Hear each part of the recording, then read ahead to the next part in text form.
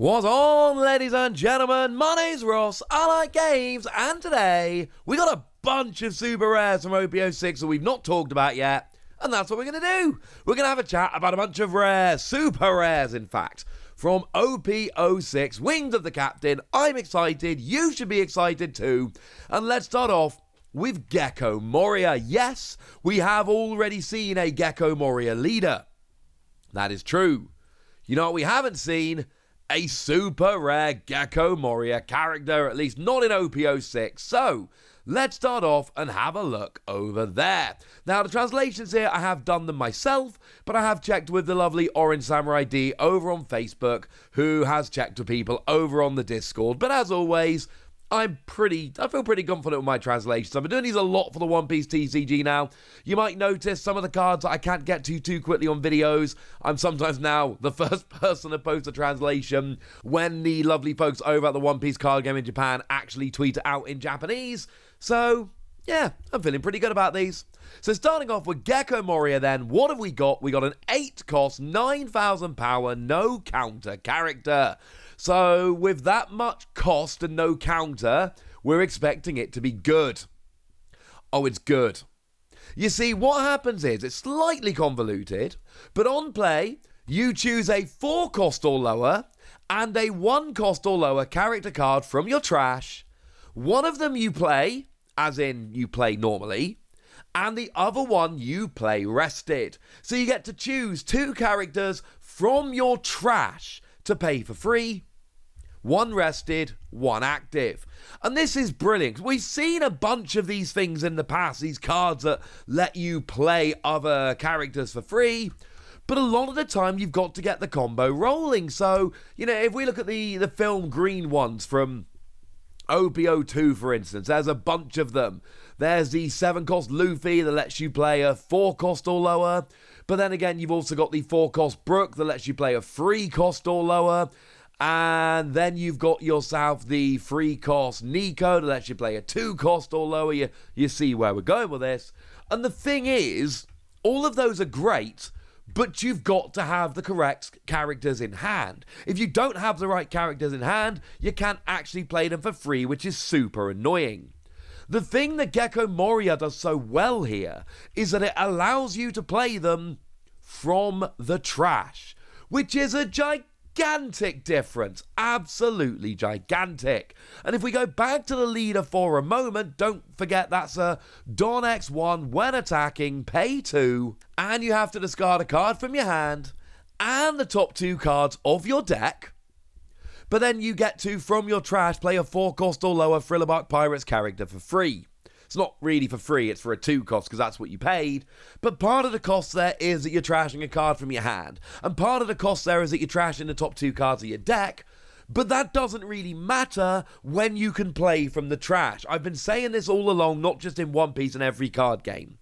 Blindly milling yourself is a bad thing, unless you have ways to play from the trash. That's the kind of thing we're seeing here with these Thriller Pirates, like for instance this Gecko Moria character, being able to play 2 cards from your trash for free. It's an 8 cost character, which then also gets you a 4 cost and a 2 cost, one of which is active and ready to use this turn. That's redonk, ladies and gentlemen. Absolutely redonk. If you're playing Thriller Pirates, might I suggest you have a play with this? And yes, this will also go nicely with Perona, but obviously, come on. This is clearly one that is meant to be working with Gecko Moria. Doesn't mean Perona isn't cool, and actually I showed you the full art Perona the other day. It is awesome. Love this. So, which other ones have we had a little bit of a look at? Well, we saw ourselves a Hod Jones. Of course, we have a Hod Jones leader in this set as well. So just like Gecko Moria, what we've got here is a character, a super rare character, that is the same, character, the same One Piece person, as actually has a leader in the set. One thing that's kind of interesting here, Hod Jones didn't have any representation in the card game at all, and now gets both a leader and a character in the same set, which is kind of nice. So what do we actually see from the character here then? Well, we've got ourselves a 7-cost, 8,000 power, no counter. So again, no counter, quite expensive. We're expecting something good here. And what we've got is, well, firstly, Rush, which is actually, honestly, pretty good. Truth be told, it's pretty good. Can anybody name me any other green cards that have Rush? You shouldn't be able to, because I'm looking over on onepiece-cardgame.dev, which is, of course, where we look for this kind of stuff, and you'll notice green cards don't have Rush. As far as I am aware, and as always, if I've missed something or forgotten something, or there's a card missing on onepiece-cardgame.dev or whatever, please let me know. But as far as I'm aware, this is the first time a green character has had Rush. That's a big deal. That's a very, very big deal. First time any color gets Rush, it instantly becomes a way better card. So we've got Rush, that's a very good thing. And also, on play, rest up to a total of 2 of your opponent's characters and or Don, and then put the top card of your life into your hand. Now, a couple of things to unpick here. Firstly, resting characters is good, because it means they can't block, it means they can be attacked, it's good. Resting Don is good because it means your opponent isn't able to activate event cards, etc. And obviously if they specifically left some Don active, or they're playing something like Don Quixote do Flamingo that activates your Don at the end of your turn, just so they can play event cards, and then you come and turn off those event cards by resting their Don, that's actually super annoying. But then you've got the whole add the top card of your life to your hand. Now sometimes that's a good thing. Sometimes you really need a particular card, you need some extra cards to play with, whatever. Adding the top card of your life to your hand, sure, it makes you closer to losing the game, because of course, when you run out of life and your opponent gets an attack through, they win.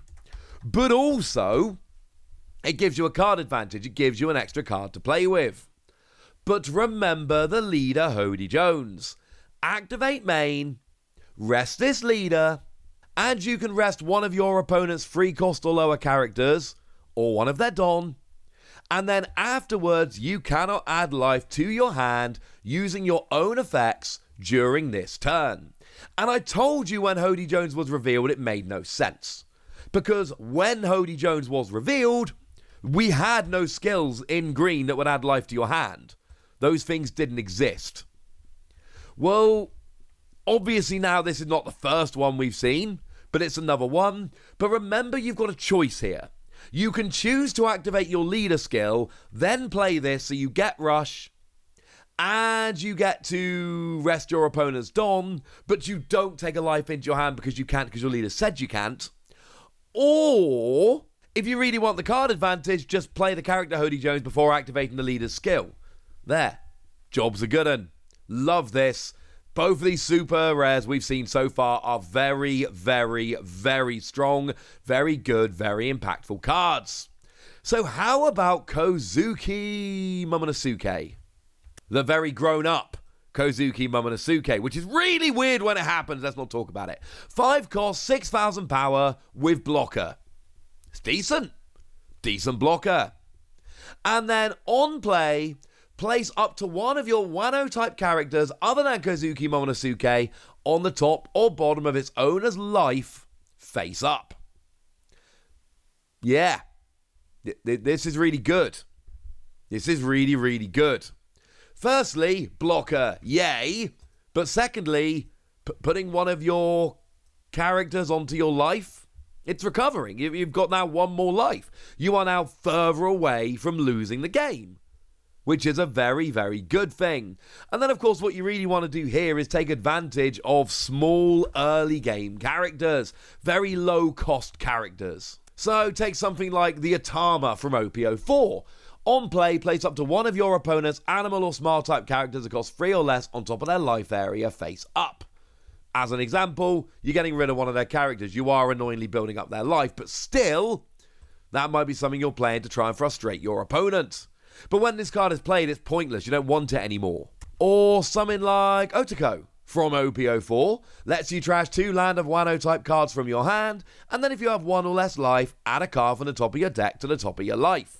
Really good skill, but then Otoko's just kind of sitting there, not really giving you any value whatsoever, So being able to then put that character on top of your life is a good thing. You can do it with anything, of course. But the whole point is that you play a weak character early on just so that you can get the advantage of whatever on play skill they have, and then you use this to put them onto your life so that they win. One I actually really like here is Kazuki Hiyori, because on play, up to one of your Land of Wano type leader or characters gains 1,000 power during this turn. That's pretty good. But then you've also got Trigger play this card, so you play it, get the skill, then you use Kazuki Momonosuke to put it on top of your life. But then when your opponent takes a life, the trigger comes in, you play it, and you get to use that skill again. That's the kind of stuff we're going for here, and I absolutely love it. It's a blocker, and you get to add a card to your life, which is great.